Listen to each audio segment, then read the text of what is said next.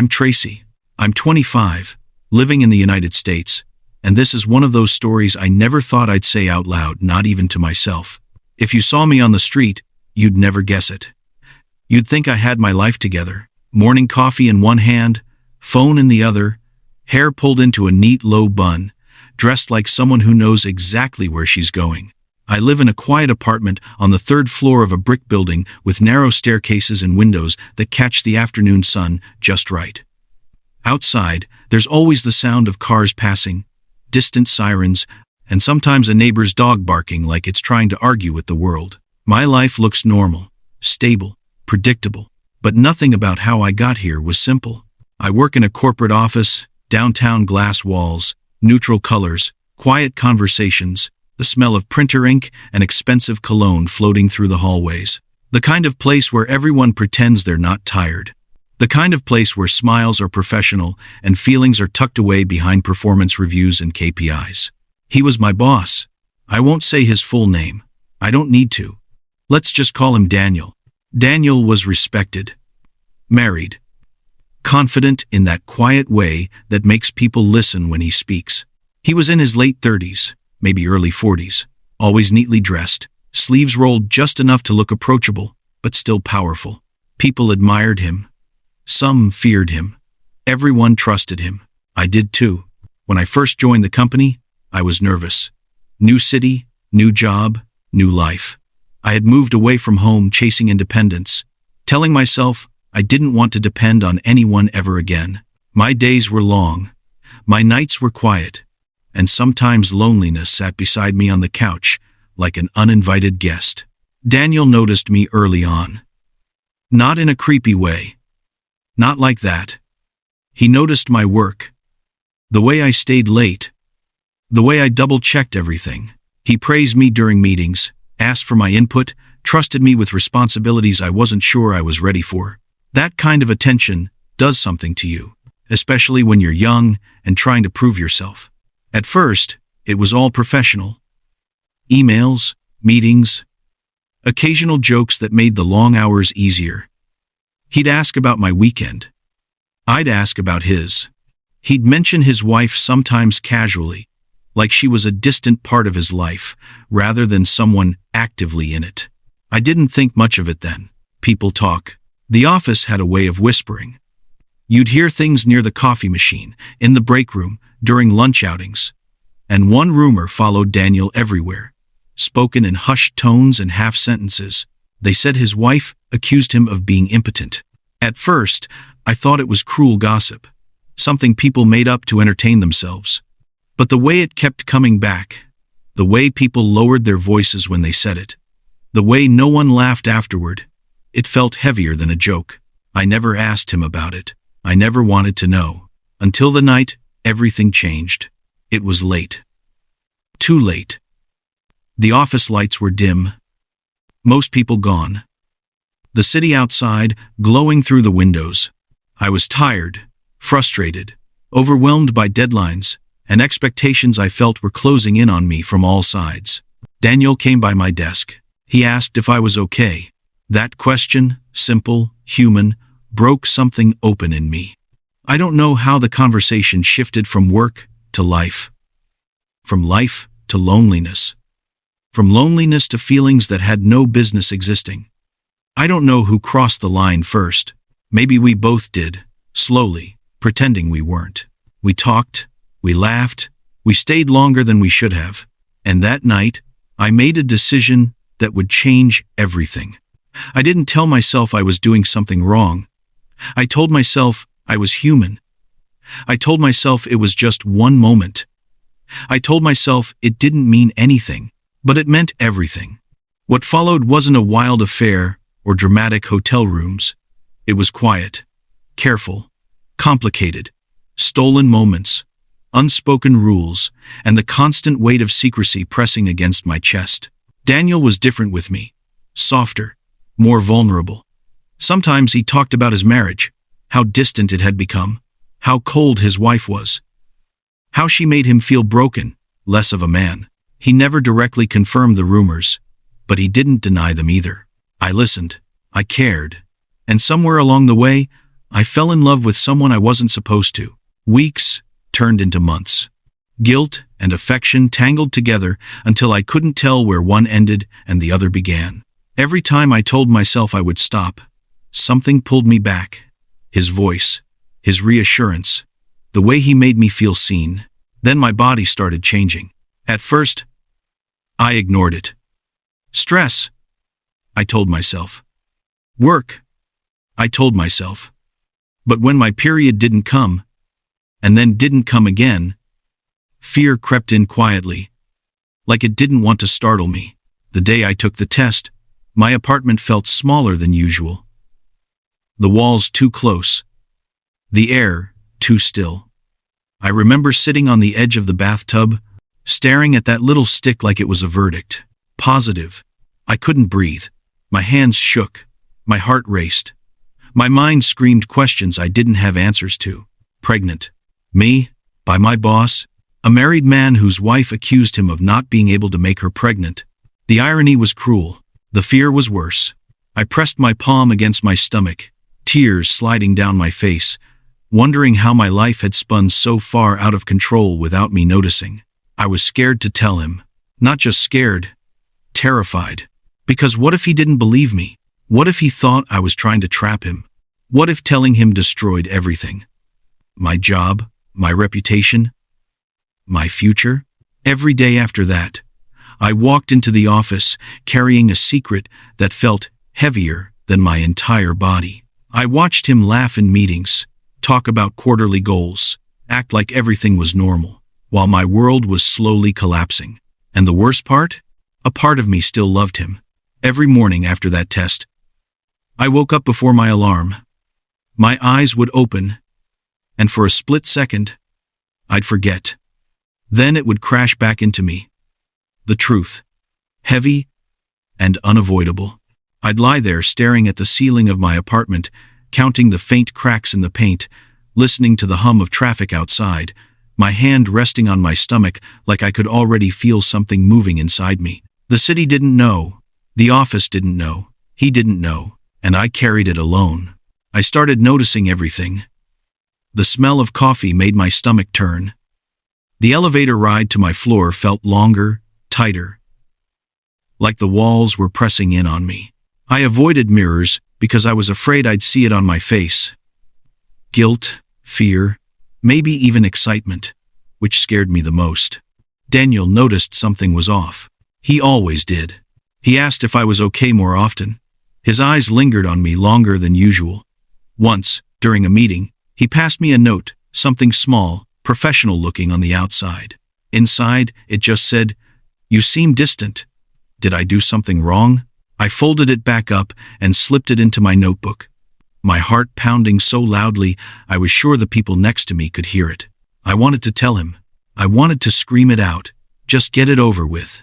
But fear kept sealing my lips shut, because telling him meant consequences. Real ones. Not the kind you cry about in the shower and move on from. The kind that change your life forever. I started replaying every conversation we'd ever had. Every touch. Every promise that wasn't exactly a promise. He never told me he loved me. But sometimes he'd look at me like he did. And sometimes he'd pull back, reminding me of the invisible line between us. Married, boss, power. I hated that part. I hated that, even now, pregnant and scared, I still felt like the smaller one in the situation. At home, my apartment felt quieter than ever. I'd sit on the couch at night, lights off, TV on low just for the noise, scrolling through my phone like the answers might appear if I looked hard enough. I Googled things I never thought I would. Pregnant by married man. How to tell your boss you're pregnant. What to do when you're not ready. None of it helped. I called my best friend back home once, started to say something, then stopped. My voice cracked, and I changed the subject. I wasn't ready to hear anyone else's opinion. I wasn't ready for judgment, even from someone who loved me. So, I kept pretending. At work, I smiled. I met deadlines. I laughed at jokes that weren't funny. And every time Daniel walked past me, I felt this sharp, twisting mix of longing and resentment. Because he got to live normally, he went home to his wife every night. I went home to fear.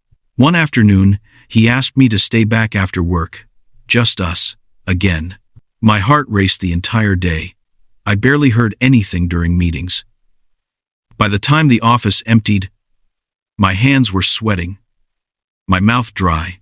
We sat in his office, the city lights glowing behind him through the tall windows.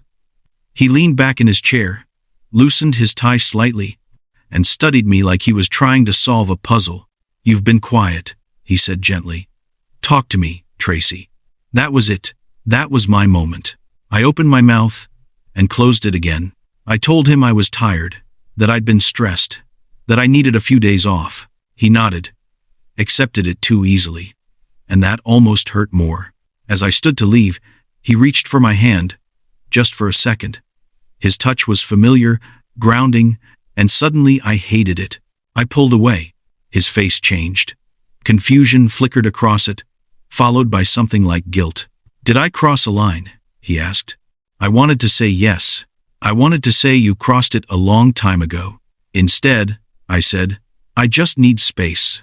That night, I cried harder than I had since finding out. Days passed. Then, weeks. My body kept changing. My clothes felt tighter. My emotions were all over the place. Some days I felt strong, like I could do this, like I didn't need anyone. Other days, I'd break down over nothing, sobbing into a pillow, wondering how love had turned into this mess. Daniel started pulling back too, professionally polite, distant. It was like he was trying to protect both of us by pretending nothing ever happened. That hurt more than I expected. Then, I heard something that made my blood run cold. His wife was pregnant. The rumor spread fast. Whispers in hallways. Congratulations passed quietly among senior staff. Someone mentioned a baby shower, being planned by people who didn't even know her. I sat at my desk, staring at my computer screen, my vision blurring. Pregnant. After accusing him of impotence, after everything, my chest tightened, my hands shook. I locked myself in the restroom and stared at my reflection, pale, eyes red, lips trembling. How was this possible? Was she lying? Was he lying? Was I living some twisted joke? That was the moment I realized I couldn't keep quiet anymore. Because now, my silence wasn't just protecting me, it was erasing me. I went home that night and stood by the window, watching the city lights blink like distant stars. My phone lay on the table behind me. I knew one message could change everything. "We need to talk." I typed it, deleted it, typed it again. Finally, I sent it. He replied almost instantly. "Tomorrow morning, my office." I didn't sleep. The next day, I wore a loose dress, one I hoped hid what was happening to my body. The walk into the building felt surreal, like I was watching myself from the outside. When I stepped into his office, he closed the door behind me. The silence was thick. "What's going on?" he asked. My heart pounded. My mouth went dry. "I'm pregnant," I said. The words hung in the air, fragile and explosive all at once. His face drained of color. He stared at me like I'd just shattered his reality. That's not possible," he said quietly. And in that moment, something inside me broke. I took a deep breath, the kind that shakes your chest because it's carrying more than air. "It is possible," I said quietly. "And it's happening." He didn't sit down. He didn't yell. He just stood there, one hand resting on the edge of his desk, staring at the floor like it might give him an answer he liked better. "You're sure?" he asked. That question hurt more than anything else. "Yes," I said. "I'm sure." Silence stretched between us. I could hear the faint hum of the air conditioner, the distant sound of traffic outside, the muffled voices of people walking past the office door, people living normal lives, unaware that mine was unraveling in real time. "This can't come out," he finally said. "Not how are you, not what do you want to do, not even I'm sorry. Just, this can't come out." I felt something shift inside me then, a clarity I hadn't had before. "I didn't tell you so you could hide it," I said. My voice was steady, even though my hands were trembling. "I told you, because it's real. Because I'm carrying a life. Because pretending isn't working anymore." He ran a hand through his hair, pacing now. You know what this would do? To me. To my family. To your career. There it was. The hierarchy. The power. What about me? I asked. What does it do to me? He stopped pacing and looked at me. Really looked at me. And for a moment I thought I saw fear there. Not for me. For himself. My wife is pregnant, he said softly, like he was confessing something. I know, I replied. So am I. The words felt heavy, almost unreal, hanging between us like a cruel mirror. He sank into his chair, his face buried in his hands. This doesn't make sense, he muttered. She said. She said I couldn't. He didn't finish the sentence. I realized then that his wife's accusation, the thing that had humiliated him, haunted him, wasn't just gossip. It had shaped how he saw himself. And now, reality was tearing that belief apart. I didn't plan this, I said.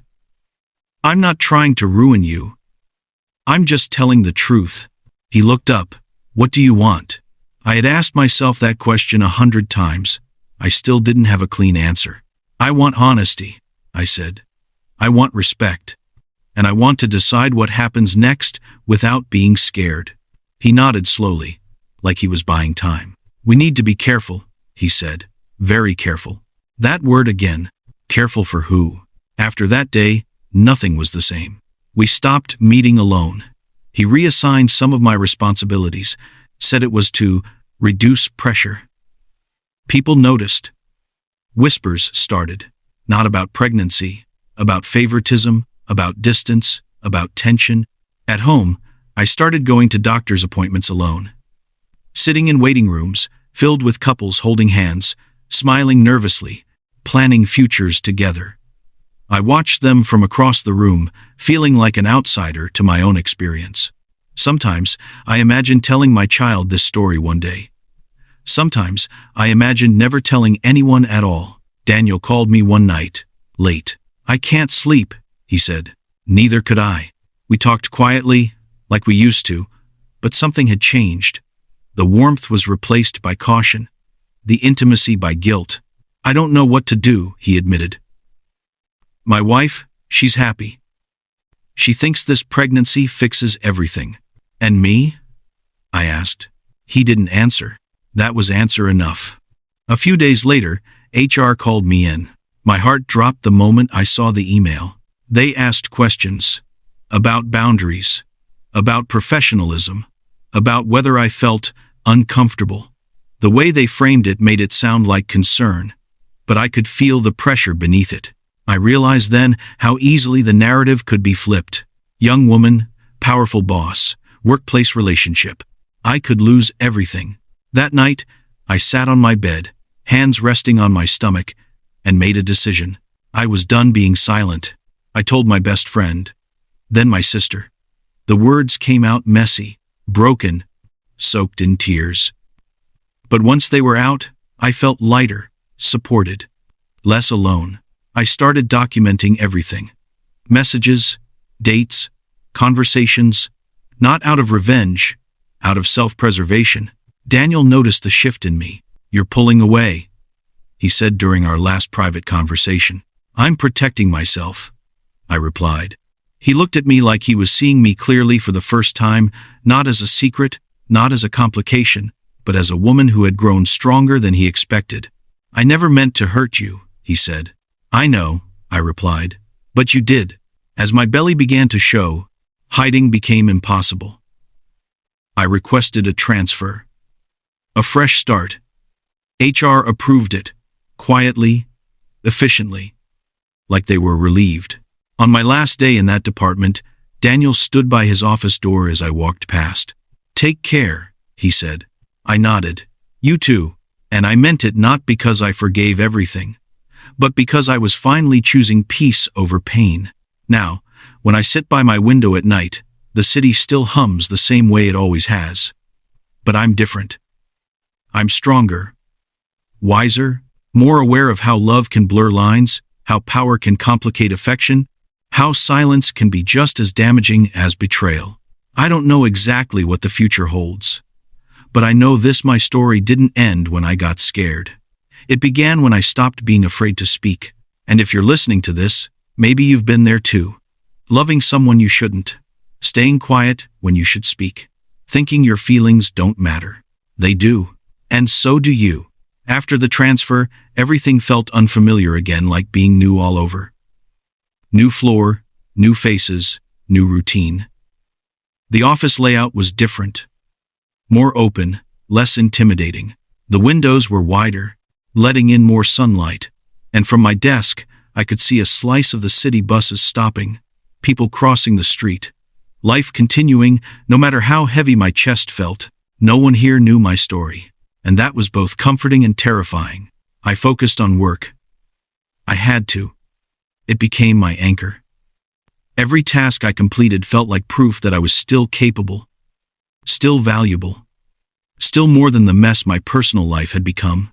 Some days, I almost forgot until my back ached, or my feet swelled, or a sudden wave of nausea reminded me that my body was changing in ways I couldn't ignore. At night, when the city quieted down and my apartment settled into stillness, reality crept back in. I'd lie on my side, scrolling through parenting articles, baby name lists, things I never imagined I'd be looking at alone. Sometimes I'd stop and laugh bitterly at how unprepared I felt. Other times, I'd cry until my pillow was damp and my chest hurt. Daniel kept his distance. No calls, no texts. At first, I was relieved. Then, I felt abandoned. Then, relieved again. My emotions were a revolving door. And I was exhausted, trying to keep up with myself. I heard through the office grapevine that his wife's pregnancy was progressing well, that she was glowing, that he looked happier, that he brought her lunch sometimes, holding her hand in the lobby like a man proud of his life. Each detail felt like a small cut. I stopped asking questions. I started asking myself harder ones instead. What did love really mean? Was it enough to feel seen, even if it destroyed you quietly? Had I mistaken attention for affection?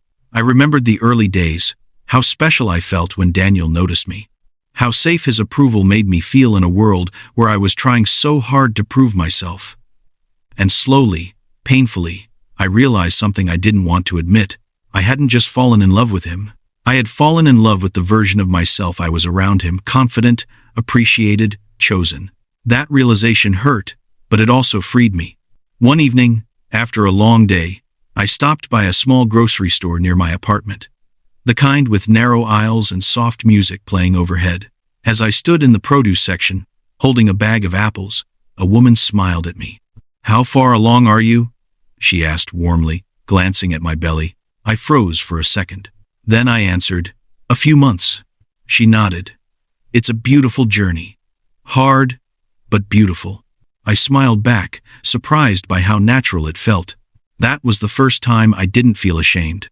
The doctor appointments became easier. I asked questions. I listened. I learned.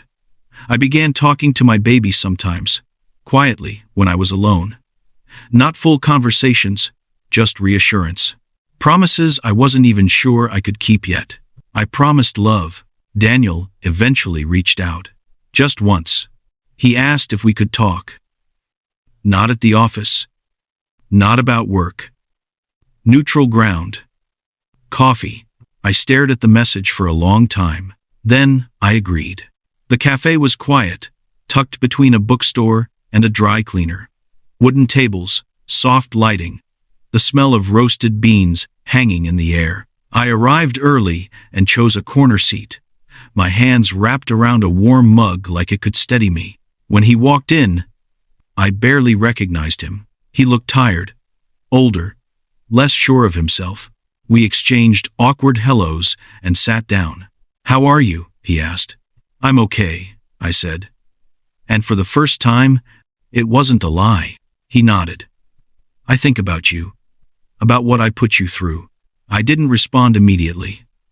I watched the steam rise from my cup, listened to the hum of conversation around us. "I'm not here to blame you," I said finally. "I just need clarity." He swallowed. "I can't leave my wife." I expected that. Still, hearing it hurt. "She doesn't know," he added quickly. "And I don't think telling her would help anyone." "And the baby?" I asked.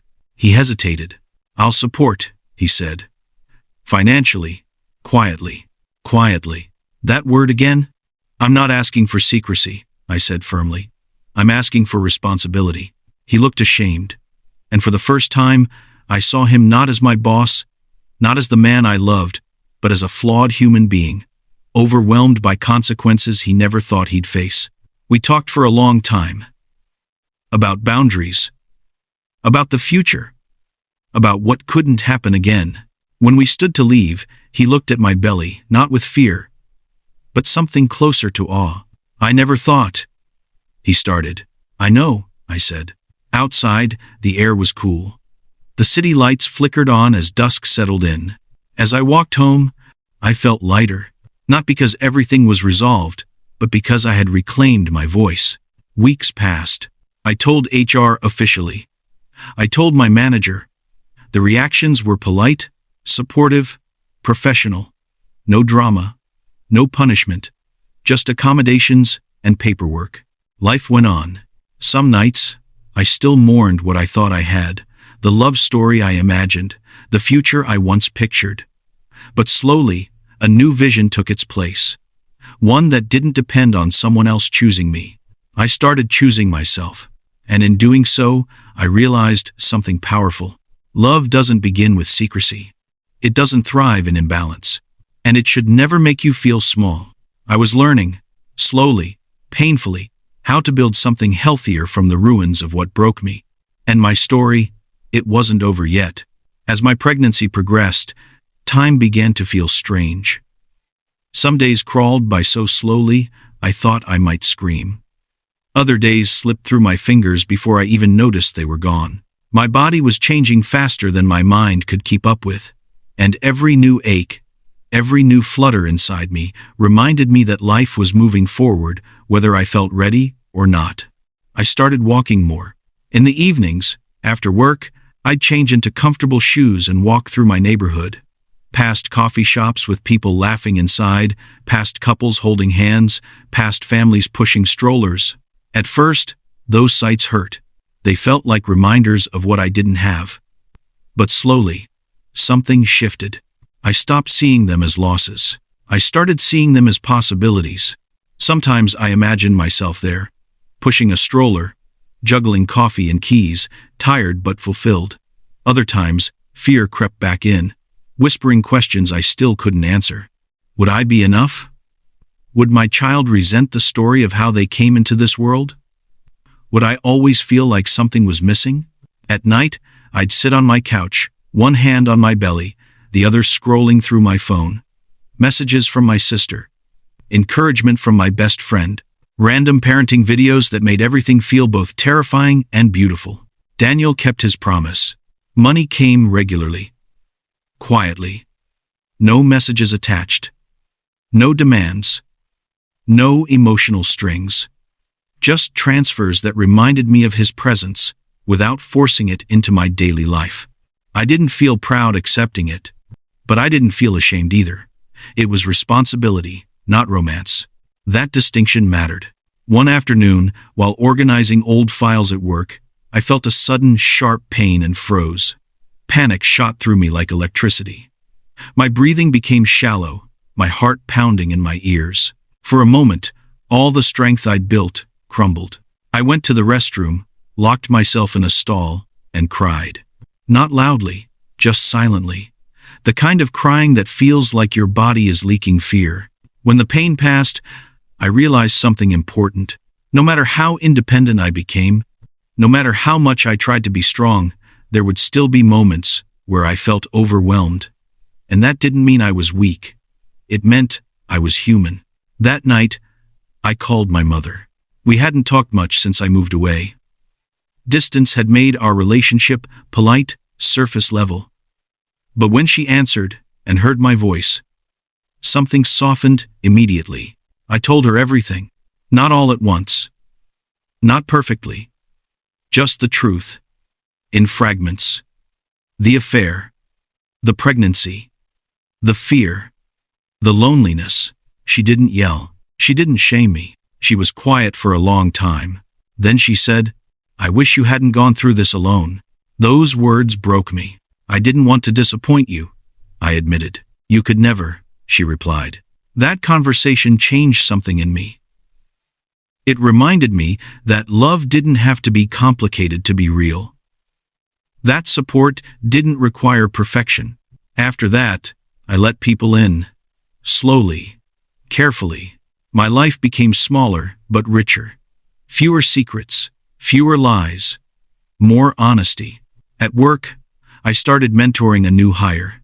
A young woman fresh out of college, nervous and eager, reminding me of myself when I first arrived. I found myself encouraging her to speak up, to trust her instincts, to never confuse admiration with obligation. I didn't tell her my story, but I taught her what it had taught me. Daniel and I didn't meet again for a long time. When we did, it was accidental. I ran into him at a pharmacy near my apartment. I was in line, distracted, when I heard my name. I turned around and saw him standing there, holding a small basket, looking just as startled as I felt. For a moment, neither of us spoke. You look well, he finally said. So do you, I replied, though I wasn't sure if it was true. We talked briefly. Polite, careful. He asked how I was feeling. I answered honestly. He asked if I needed anything. I said no. When it was time to leave, he hesitated. I think about the choices I made, he said quietly. About how much damage. I nodded. Me too. That was all. As I walked home, I realized something else. I no longer needed him to understand. Understanding myself was enough. The baby kicked more often now, little reminders that I wasn't alone, even when I felt like it. Each movement felt like a conversation, a quiet agreement between me and the life growing inside me. I started writing, not for anyone else, just for me. Pages filled with reflections, regrets, lessons learned. I wrote about love, how it can heal, how it can wound, how it can blind you if you let it replace self-worth. I wrote about power, about imbalance, about the quiet ways women are taught to accept less than they deserve. Writing became therapy. I imagined one day sharing this story not to expose anyone, not to seek pity, but to let someone else feel less alone. To let someone else recognize themselves before it was too late. As my due date drew closer, fear returned in waves. Fear of labor, fear of the unknown, fear of doing this without a partner beside me. But alongside the fear was something new. Confidence, not the loud, performative kind. The quiet kind that settles deep in your bones and tells you, you will figure this out. I didn't know exactly how my story would end, but I knew one thing for sure. It was no longer being written by secrecy, fear, or someone else's choices. It was being written by me. As the weeks rolled closer to my due date, the world around me seemed to slow down, as if it was giving me space to catch up with my own thoughts. The air felt heavier, conversations felt louder, and even silence carried meaning. Every morning, when I stood in front of the mirror, brushing my teeth, I barely recognized the woman staring back at me. My face looked softer, older, in a way that had nothing to do with age. There was a quiet seriousness in my eyes now, like I had seen something I couldn't unsee. I started nesting without realizing it. One Saturday morning, sunlight streamed through my living room window, landing gently on the hardwood floor. Dust floated in the air like tiny stars. I found myself rearranging furniture, wiping down shelves, folding baby clothes I'd bought impulsively during a late-night online shopping spiral. Holding those tiny clothes in my hands felt surreal. They were so small, so innocent. Nothing about them carried the weight of adult mistakes or complicated love stories. I wished, for a moment, that life stayed that simple. My apartment slowly transformed. A small crib near the window. A rocking chair I found, second-hand, but cleaned obsessively. A diaper bag hanging on the back of my door, packed and repacked, like it might run away if I didn't keep an eye on it. Preparing gave me a sense of control, something I had lost for a long time. But control is fragile. One afternoon, I received an email from Daniel. It wasn't long, it wasn't emotional, just a question. He asked if I'd considered what would happen after the baby was born. Custody. Legal matters. Names on documents. My chest tightened as I read it. I knew this conversation was coming. I just wasn't ready for how real it would feel when it arrived. We agreed to talk again. This time, not as former lovers, not as boss and employee, but as two people tied together by something permanent. We met at a lawyer's office. Neutral ground. Sterile. No room for nostalgia. The waiting room smelled like coffee and printer ink. The chairs were stiff. The walls decorated with generic art meant to calm people who were anything but calm. I sat there, rubbing my belly absent-mindedly, feeling the baby shift inside me like they were aware something important was happening. Daniel arrived late. He looked nervous, more nervous than I'd ever seen him. We sat across from each other, papers between us, words like responsibility, agreement, and future, floating around like they were harmless. They weren't. The conversation was civil, painfully so. He said he wanted to be involved, but discreetly. He talked about protecting his marriage, his other child, his reputation. I listened, nodding where appropriate, biting my tongue where it hurt. When it was my turn to speak, I surprised myself. I won't hide my child, I said calmly. I won't lie to protect someone else's comfort. He looked uncomfortable. I'm not asking you to lie. You're asking me to disappear, I replied. Silence followed. That was the moment I understood something deeply. Love might have brought us together, but fear was what kept him small. I didn't hate him for it, but I refused to shrink with him. We reached an agreement eventually. Support, boundaries, acknowledgement, without public spectacle. It wasn't perfect. It wasn't fair. But it was real. When I left that office, the sky was overcast, the air cool against my skin. I stood there for a moment, breathing deeply, grounding myself. I had faced it. I hadn't broken. As my due date got closer, people started treating me differently. Strangers smiled more. Co-workers checked in more often. Even men on the subway stood up to offer me seats without being asked. There was something strangely comforting about being visibly pregnant, like the world finally recognized what I had been carrying quietly for so long. But with that visibility came vulnerability. One evening, as I was getting off the bus, a man looked at my belly and said, "Where's the dad?" The question was casual, thoughtless, but it hit me hard. I smiled politely and walked away, my heart racing. That night, I cried in the shower, water masking the sound of my sobs. Not because I felt ashamed, but because I was tired of being reminded of what my life didn't look like. I wasn't broken. I was just different. Labor started on a Tuesday morning. It was subtle at first. A dull ache. A tightening that came and went. I tried to ignore it, telling myself it was too early, that I was imagining things. But by noon, the pain had rhythm, purpose.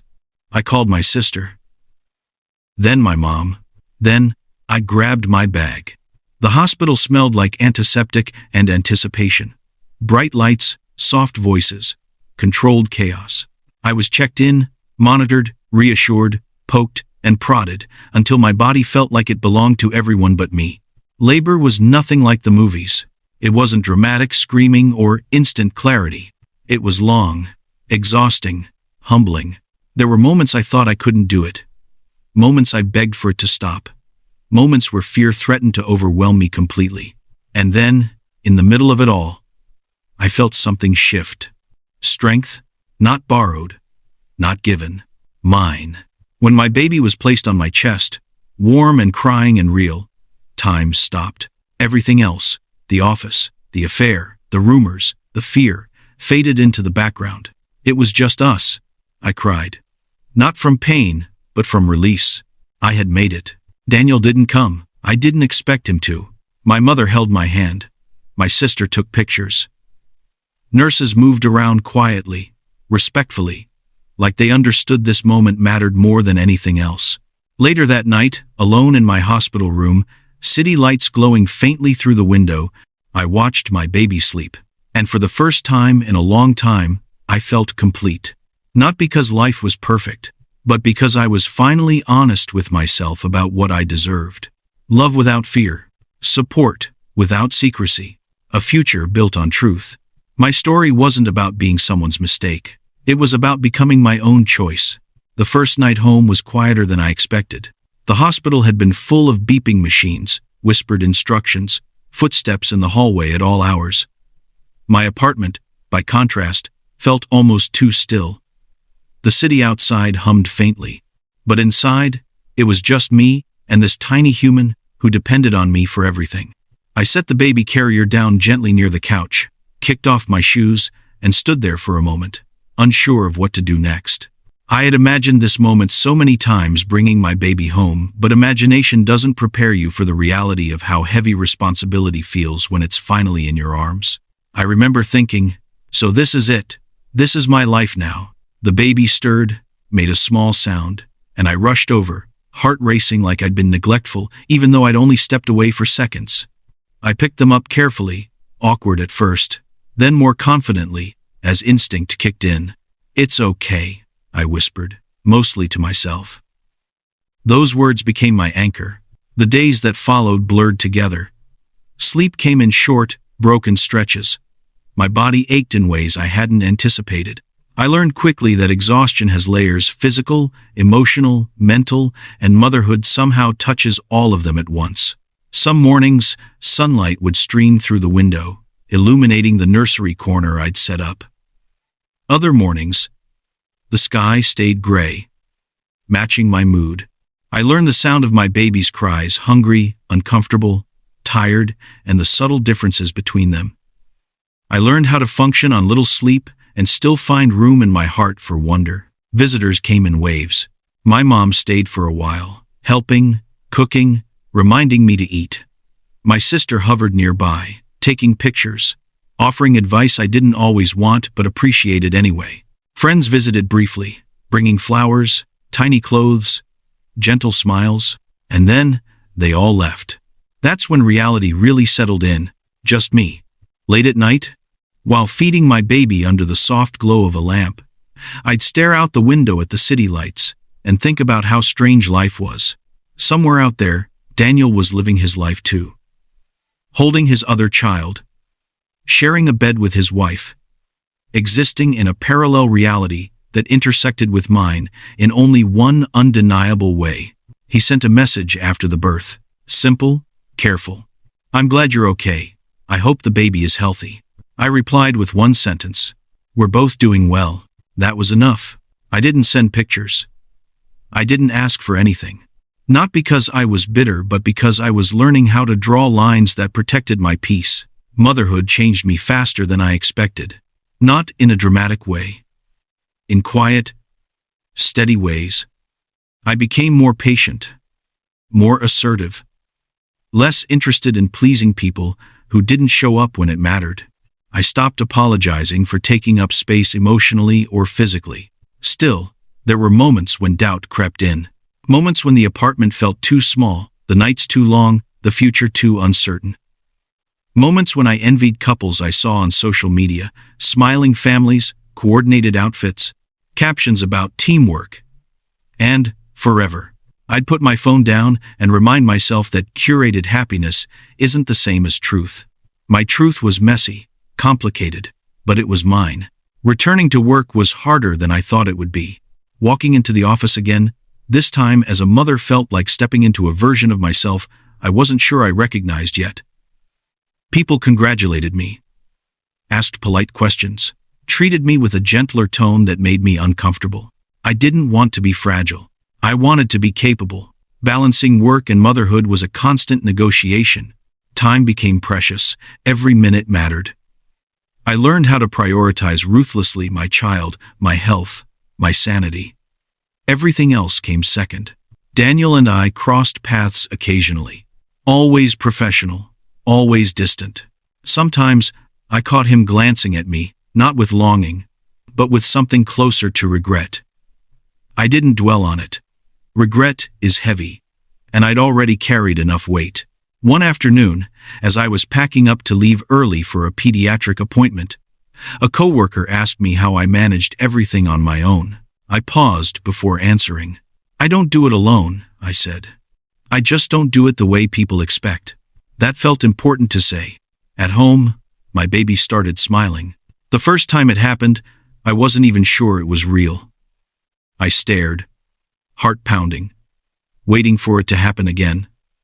When it did, I laughed a full, unrestrained sound that surprised me. That smile healed parts of me I didn't know were broken. I started taking pictures, journaling milestones, documenting moments, not because I wanted to prove anything, but because I didn't want to forget how far we'd come. Sometimes, late at night, I reread old journal entries from before the pregnancy. Pages filled with confusion, longing, self-doubt. I barely recognized that version of myself. She wasn't weak. She was becoming. Daniel eventually asked to see the baby. The message sat unread for hours. When I finally opened it, my chest tightened. I didn't answer right away. I thought about what was best, not emotionally, but practically. Thought about boundaries, about intention, about the future. We agreed on a brief meeting. Public place, neutral, no expectations. Watching him hold the baby was complicated. He looked nervous, careful, like he was afraid of doing something wrong. His hands shook slightly, his expression unreadable. The baby slept peacefully. I didn't think I was capable of this, he said quietly. I knew what he meant. I did, I replied. He looked at me, then really looked at me, and for the first time, I didn't feel small. We talked logistics, support, plans. Nothing emotional. Nothing unresolved. And that was okay. As the months passed, my life found a rhythm. Not perfect, not easy, but steady. Morning routines, workdays, evenings filled with lullabies and quiet moments. Weekends spent walking through the park, watching leaves change colors, pushing a stroller and feeling oddly proud of how far I'd come. Sometimes, strangers smiled at me. Sometimes, they didn't. Either way, I kept moving. I started to understand something important. Heartbreak doesn't always come from being left. Sometimes, it comes from staying too long in a version of love that asks you to disappear. And healing doesn't mean forgetting. It means remembering without letting the memory control you. My story wasn't about shame anymore. It was about growth. And it was still unfolding. Motherhood has a way of stripping you down to the simplest version of yourself. There were days when my entire world shrank to feedings, naps, laundry, and the soft rhythm of breathing beside me at night. I stopped measuring time in hours and started measuring it in moments. How long the baby slept, how quickly I could shower, how many minutes of quiet I could steal before the next cry. Some mornings, I felt powerful, like I could handle anything. Other mornings, I sat on the edge of my bed, exhausted, staring at the wall, wondering when I had last felt like myself. No one tells you that both feelings can exist at the same time. I returned fully to work after maternity leave, and the shift was harder than I expected. My mind was sharper, more focused, but my heart was split in two. One part at my desk, the other at daycare. Imagining every possible scenario that could go wrong. The first day I dropped my baby off, I cried in my car afterward. Not loud, dramatic tears, quiet ones that slid down my face as I gripped the steering wheel and tried to remind myself that this didn't make me a bad mother. It made me a working one. People at the office treated me differently now. Some with respect, some with pity.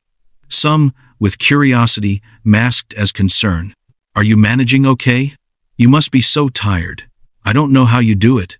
I smiled and said I was fine. Because explaining the truth felt too complicated. The truth was that I wasn't just managing motherhood. I was managing the aftershocks of a life I hadn't planned. Daniel stayed consistent. Financial support came. Occasional check-ins. No emotional overstepping.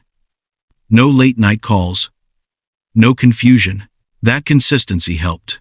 But it also reminded me of everything that would never be. Sometimes, when I watched him interact with our child during brief visits, I wondered if he felt it too. That quiet ache of a story that went the wrong way.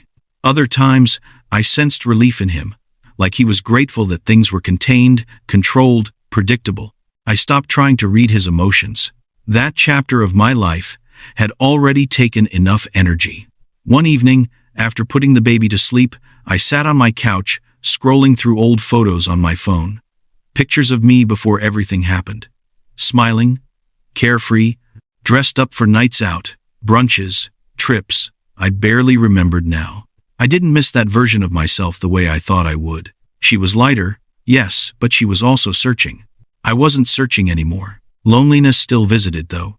It came late at night, after the apartment went quiet, when the baby finally slept and the adrenaline of the day wore off. It whispered questions I didn't always have answers to. Would I ever love again? Would anyone accept my past? Would my child grow up asking questions I wasn't ready to answer?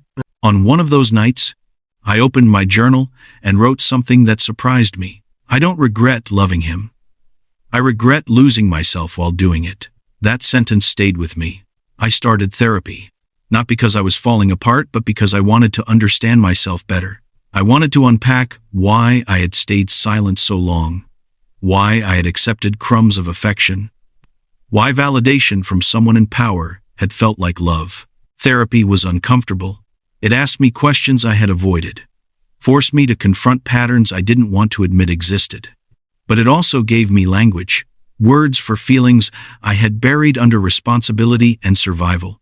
I learned about boundaries, real ones, not the kind you announce, but the kind you enforce. I learned that love shouldn't feel like fear, that attraction isn't the same as safety, that being chosen secretly is not the same as being chosen fully.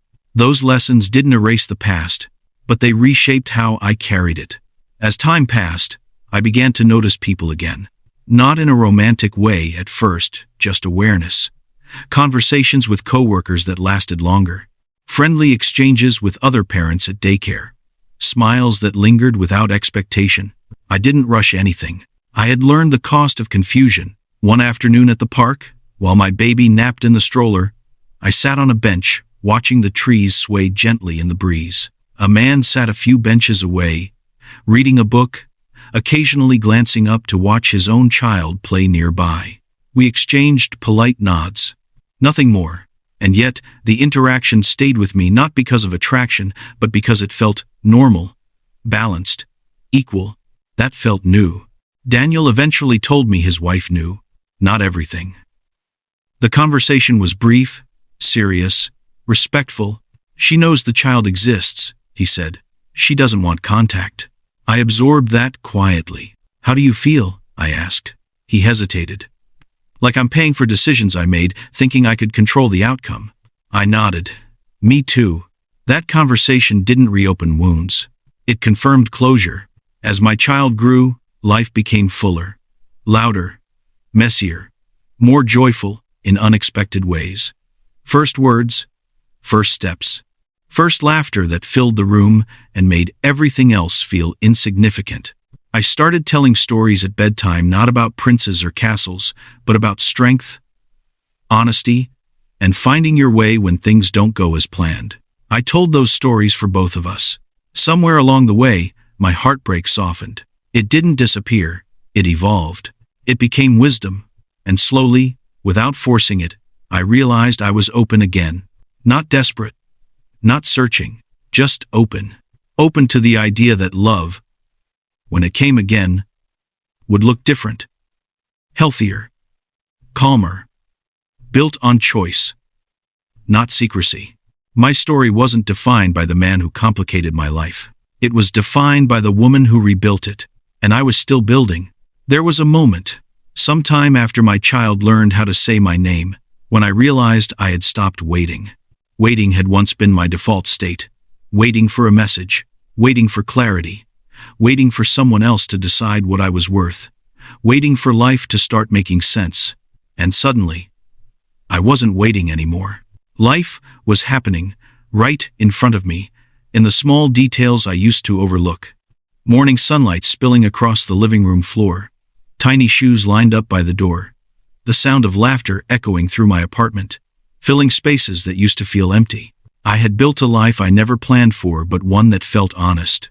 Motherhood didn't magically heal me. It didn't erase the past or rewrite the mistakes I made. What it did was force me to grow, quickly, relentlessly, without excuses.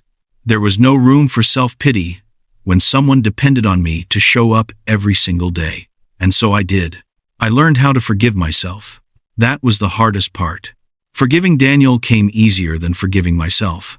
I had to face the fact that I ignored red flags because I wanted to feel chosen, that I confused attention with love, that I allowed silence to feel safer than truth.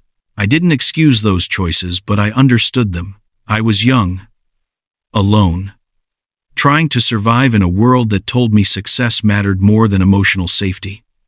I wanted stability so badly that I accepted imbalance and called it romance. And when I stopped judging myself for that, healing finally began. As my child grew older, questions started coming. Innocent ones at first. Why don't we live with Daddy? Why does my family look different? I answered honestly but gently. Families come in different shapes, I said. What matters is love, honesty, and care. And that was the truth. I never spoke badly about Daniel. Not because he didn't deserve accountability, but because my child didn't deserve bitterness. He showed up when he could. He took responsibility in the ways he was capable of. And over time, I stopped expecting him to be more than he was. Expectation is where resentment lives. Acceptance is where peace begins. Work changed too. I grew more confident, more assertive. I spoke up in meetings without shrinking my voice. I stopped over-explaining myself. I stopped apologizing for existing. People noticed. Not because I demanded attention, but because I carried myself differently. There was a steadiness in me that hadn't been there before. I had survived something deeply personal and deeply painful. And I was still standing. That kind of strength shows. One day, my manager told me, "You've grown a lot." I smiled. She had no idea. Dating came slowly. I didn't jump back into love. I watched. I listened. I learned. I paid attention to how people treated me when no one was watching. I paid attention to how I felt. Not butterflies. Not anxiety. But calm. When I finally allowed someone close, it wasn't dramatic. No secrecy. No power imbalance. No fear of being found out. Just honesty. And the strangest thing happened. Love felt quiet. Not boring. Just safe. I realized then how much chaos I had mistaken for passion in the past. How much emotional instability I had romanticized because it made me feel wanted. This love didn't make me doubt myself. It didn't ask me to hide. It didn't compete with my peace. And that was everything. Sometimes, late at night, after my child was asleep and the city lights flickered outside my window, I thought about the woman I used to be. The one sitting on a bathroom floor staring at a positive pregnancy test, terrified of a future she couldn't see yet. I wished I could sit beside her. Tell her this: you're going to be okay. Not because everything works out perfectly, but because you learn how to stand even when it doesn't. You won't always feel strong. You won't always feel confident. But you will learn how to choose yourself, again and again. And that choice will change everything. I don't regret my child. Not for a single second. I don't regret loving deeply. What I regret is how long I believed love required silence. If there's one thing my story taught me, it's this. Love that asks you to disappear is not love. Love that thrives on secrecy will always leave scars.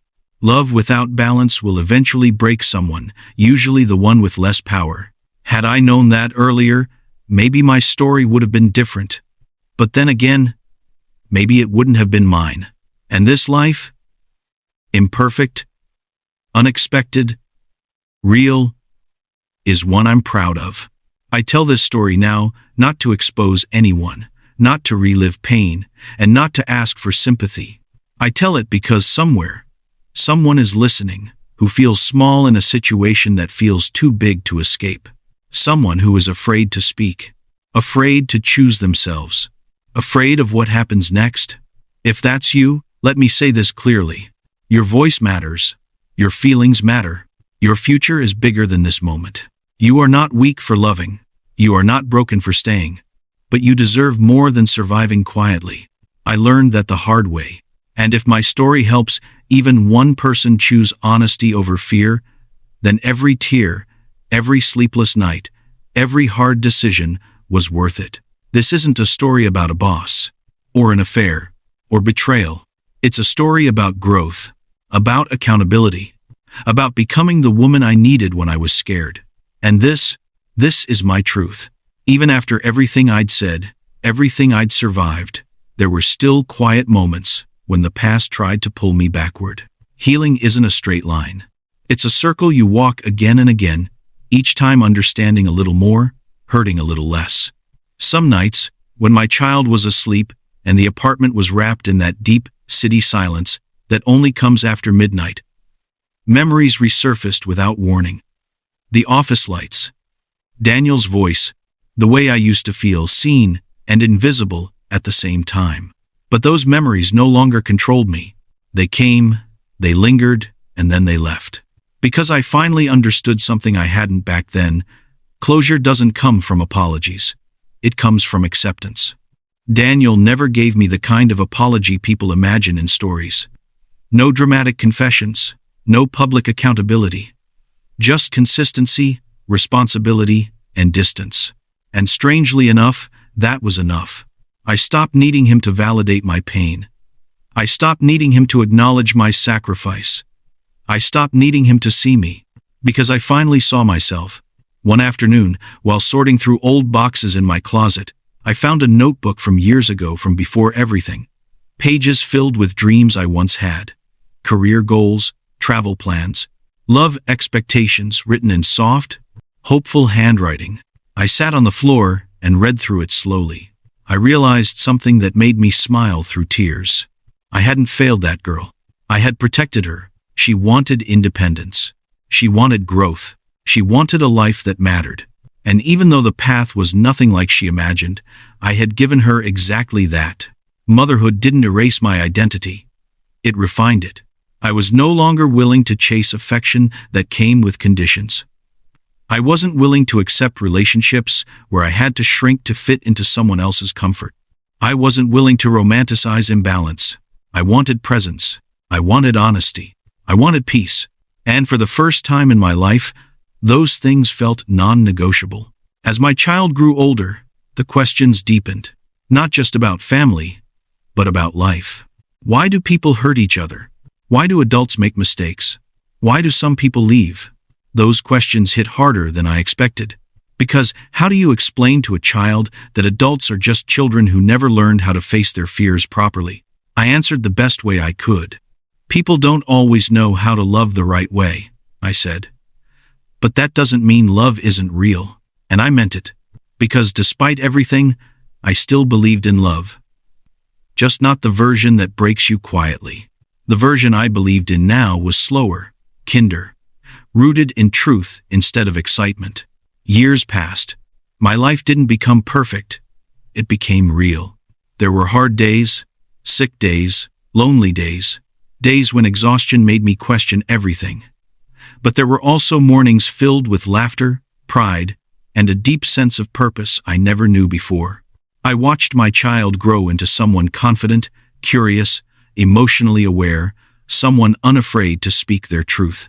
And every time they stood up for themselves, I knew I was doing something right. Daniel remained a part of our lives, respectfully distant, responsibly present. No confusion, no blurred lines, just acknowledgement. And one day, during a quiet exchange after a school event, he said something that stayed with me.